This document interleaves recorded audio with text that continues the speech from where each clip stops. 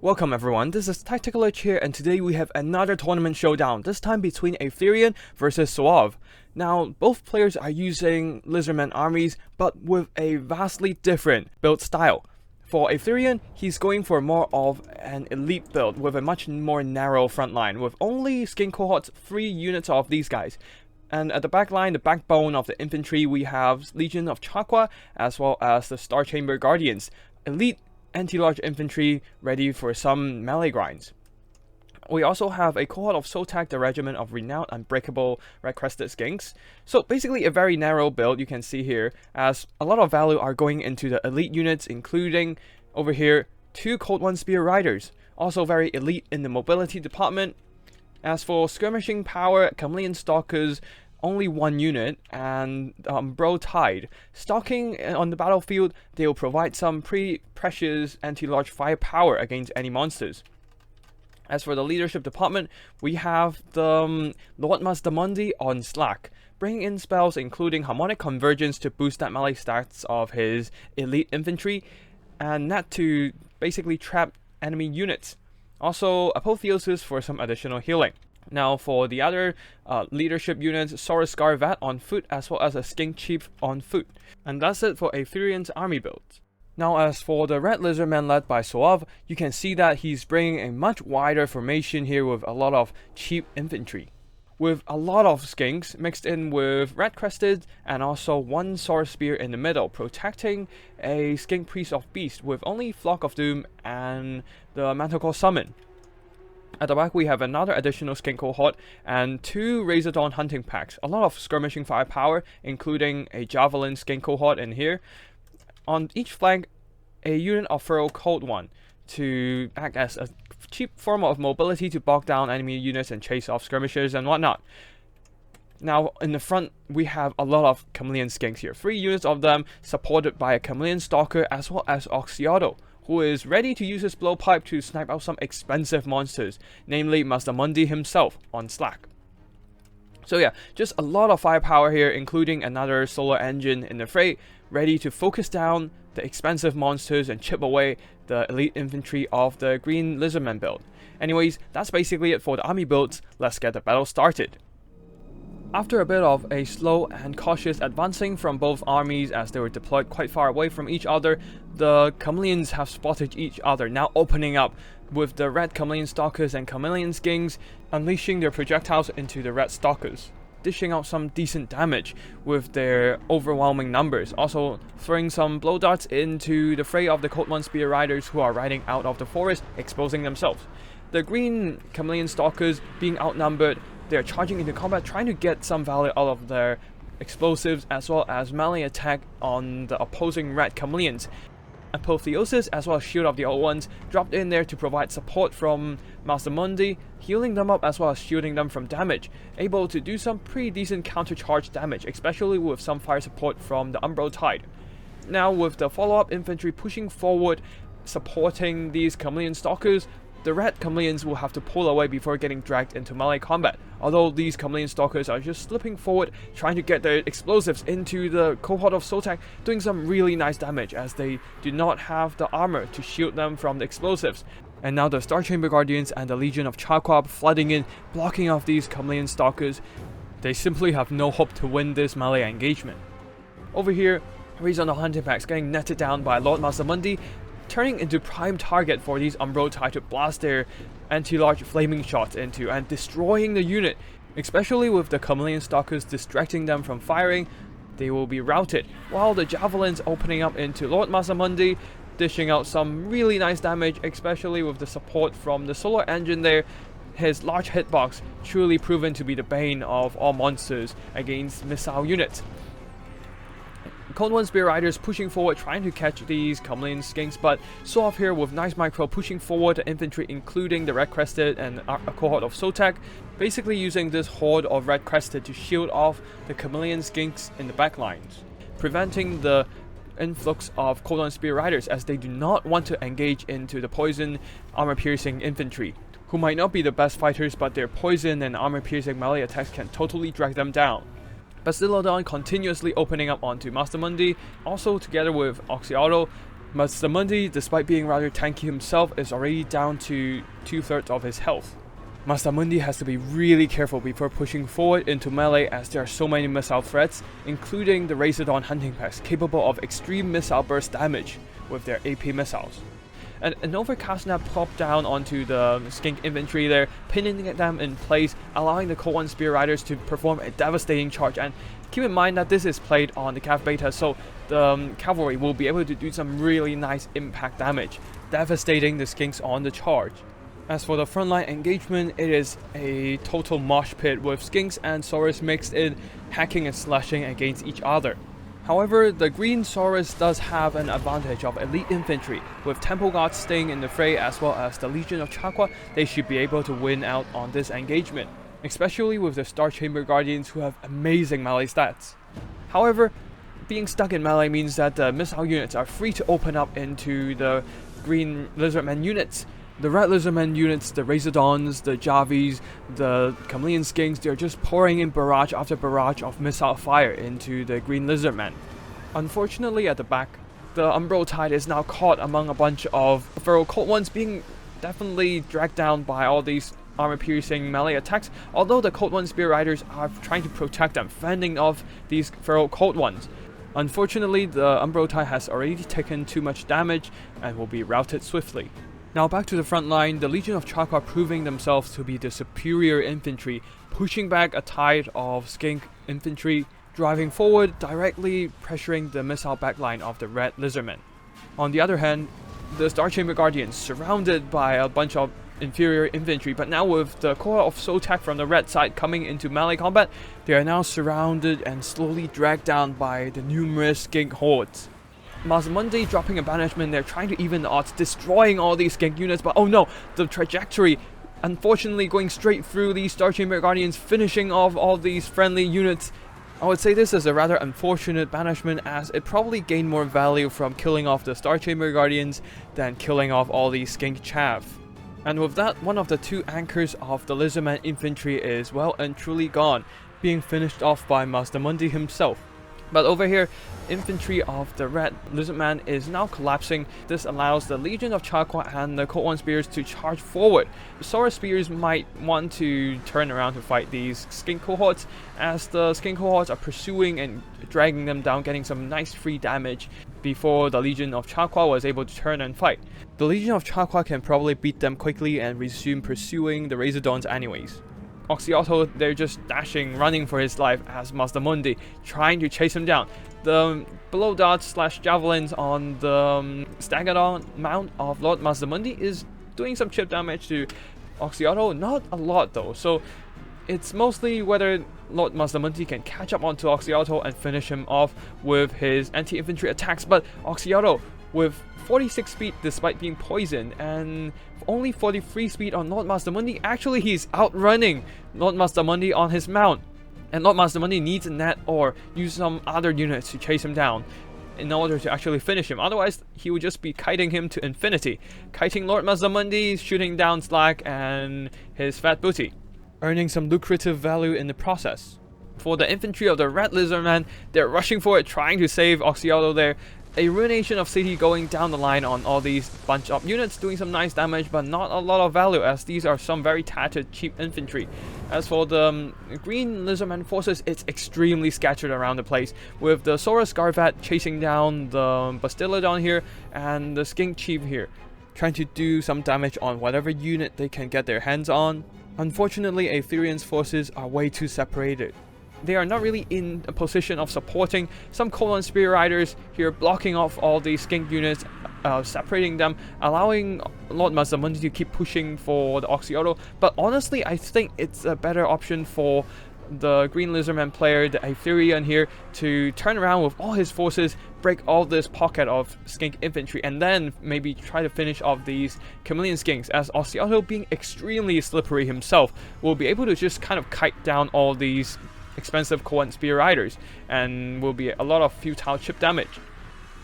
Over here, the skink cohorts chasing after the Legion of Chakra here, and the same thing happened. The Legion of Chakra are trying to push forward, chase down whatever units they're looking for, but the skink cohorts who are just pursuing them are getting a lot of free damage, dragging down these elite Saurus warriors, and they are not exactly earning back their value because they're not turning and fighting. Instead, being pursued and back, being shot by the chameleon skinks. Actually, that's just some stray bullets, stray blow dots, who are aiming for Lord Mazamundi here, but still being pursued and getting hit for free by all these skink units. Even with the skinks routing in the end, the Legion of Chaqua taking a lot of unnecessary damage and losing out on the balance of power as it is turning against the favor of the Green Lizardmen. Although before the Legion of Chaqua goes down, they did pop the last shield of Chaqua there, providing extra missile resistance to Lord Mazamundi, shielding him from all the damage from these chameleon skinks. On the far end of the battlefield, the Cold One Spear Riders, being rather slow as far as cavalry goes, were being kited and shot down by Oxiato. Now they're just standing there idly after losing their attack target as Oxiato is hidden from plain sight, getting shot to pieces by a mysterious sniper. And now the balance of power is truly against the Green Lizardman favor as the last banishment goes down, rips apart some of the remaining infantry of the Red Lizardman. Then Mazamundi succumbs to the chameleon blow dots, and Oxiato has proven himself to be the true executor of the great plan. Now that we are at the post-battle screen, I would just like to say a big thanks and also a GG to both players Aetherian and Soav for playing in my tournament and sending in this replay. It was a fun game to watch two Lizardmen armies showing down on each other, and not a lot of big monsters are involved. Now for the army performances on Aetherian's end, the elite infantry wasn't able to do too much damage here as they were tangled up among a bunch of very cheap skink chaff, being focused down by all the missile fire from the javelins, the blow dots, and just not doing a lot of damage in return as their hits are not generating value on these cheap chaff cannon fodder. The Razordon hunting packs were able to do some focus fire and chip away their health as well. The chameleon stalkers on Aetherian's end wasn't doing too much damage as well, as he was focused and outnumbered by all these skink skirmishers. Cohort of Sotag almost recovered their own value, but still, without armor to sustain themselves against so many chaff infantry, they just got dragged down in melee combat as well. Cold One Spear Riders did much better. This one 850 value, not recovering their own value, but this one 1300 value and also 112 kills, 1 chevron. Not only did they recover their own value, they actually made up for the losses from the other Cold One Spear Rider. However, still, they were not able to pull back the battle by carrying the game as they were just not fast enough to catch up with Oxiato, in the end being focused down by all those Oxiato blow dots. The Umbro Tide, if I remember correctly, barely managed to recover their own value as they cost 1,100 gold. Their anti-large firepower is devastating against all these large units, especially the Razordon hunting packs, who are not exactly the most armored unit. They probably have around 80-90 armor, so not as much as the other Lizardman monsters who can mitigate a lot more of those anti-large fireballs. Now for the rest of the army, the leadership, Saurus Garvat charged in and went straight into combat against the solar engine, managed to drive off this terrifying artillery power. However, he was on foot, so he wasn't able to catch up with the solar engine. Instead, he was just barely hanging behind the Bastillodon and just slowly pushing it away from the battlefield, and that's all it did. As for the Skink Chief, not a lot of damage either. There are not a lot of Lizardman monsters to shoot at, so the chip damage from the blow dots don't really have a good target. Maybe these Razordons and the Bastillodon. However, the lack of armor piercing on the Skink Chief means that they are not able to do a lot of damage to these Lizardman monsters, and the other skink units are just too cheap, and some of them even have shields to block his shots, so no ideal targets for the Skink Chief. Lord Mazamundi here, 2400 damage, pretty decent with all those spells and nets. Nets are really crucial in pinning down some of the Lizardmen infantry, the skink infantry, allowing the Cold One Spear Riders to perform a devastating charge. Unfortunately, some of that value comes from blasting away their own Star Chamber Guardians. It's not that the cast is bad, it was just unfortunate RNG. Forces the banishment to rip straight through the Star Chamber Guardians and finish their own elite infantry. maybe things will be a little bit more different if they were not destroyed in their own friendly fire. However, I would say that one big mistake that Aetherian has made is that they force their Legion of Chaqua to pursue some units that they cannot catch up with while being stabbed in the back by a bunch of sneaky skinks. Of course, like chasing after missile units is always a good idea, but you might want to just turn around, take the fight, beat down those pursuing skinks, and then safely pursue your enemies without any threats from the back. Giving a bunch of free damage like that to your opponent is not exactly the smartest choice. Now for our TK Soav's army, you can see that the skinks are not really there to do damage, they're just mostly there to act as a chaff to bog down all these elite infantry and swarm the front line of Aetherian's build. The Chameleon Stalkers here did even less value than the green Chameleon Stalkers. However, they don't have the best targets to aim at anyways. They were just there trying to get into the back lines, but good micro from Aetherian there, pushing in the elite infantry to stop these Chameleon Stalkers dead in their tracks, preventing them to damage the Umbral Tide. Now, Saurus Spears just acts an anchor of the Skink Chaff infantry line, not exactly getting a good engagement as the core units of Aetherian's build are better than the regular Saurus Spears anyways. Cohort of Soul Tag there, 127 kills, 730 damage value, mostly just cutting through a bunch of skink chaff, and in the end probably using their unbreakable trait to chase down a bunch of routing units. The skink cohort with javelins did some really nice damage against Lord Mazamundi and a bunch of temple guards. Similarly, the Chameleon skinks using their missile damage to chip away the health of the Star Chamber Guardians, Lord Mazamundi, basically any units that dare to get close to these Chameleon skinks. Not that the Lizardmen, the Aetherian roster has anything to deal with these swift and sneaky skink skirmishers. So in the end, Aetherian didn't really have a choice other than to weather the storm. The Feral Cold ones got some pretty good damage overall, as the Umbral Tide, despite being able to take some melee combat in certain circumstances, the Feral Cold ones have the number advantage, and also they are just more decent in melee combat, especially given that the Feral Cold ones got their charge. Razor Dawn hunting packs didn't really get too much value other than dishing out some armor-piercing damage against the Legion of Chaqua. Unfortunately for them, there are not a lot of huge monsters to shoot at except Mazamundi, who was being wisely kept in reserve as long as these Razor Dawns were online.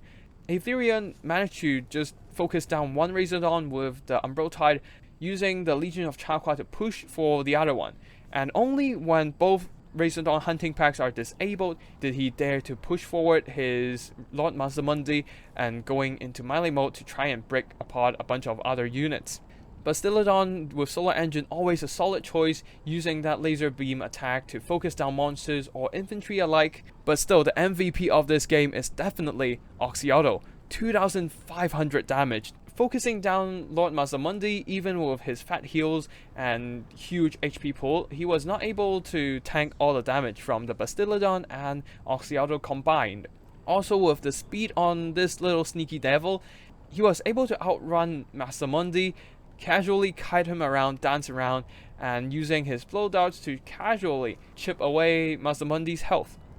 And yeah, that's basically it for today's video. I hope you enjoyed it. If you do, don't forget to hit the like and subscribe to get notified every time I upload a new video. They'll be ranging from topics including wild army builds, battle replays like this one, or tips and strategies for online multiplayer for Total War Warhammer 2.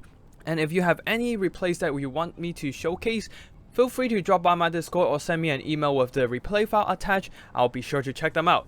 Also, as an additional announcement, I am organizing a greenskin themed tournament with sub-factions with their own specific rules for players to choose, and players picking their sub-factions will be playing on the tournament, deciding who is the best, who is the greenest and meanest greenskin player around here. I will be posting the event page to the comment section, so if you're interested, feel free to check it out. And yeah, that's basically it for today's video. Thank you for watching, and I'll see you in the next one. Tactical Lich, signing out.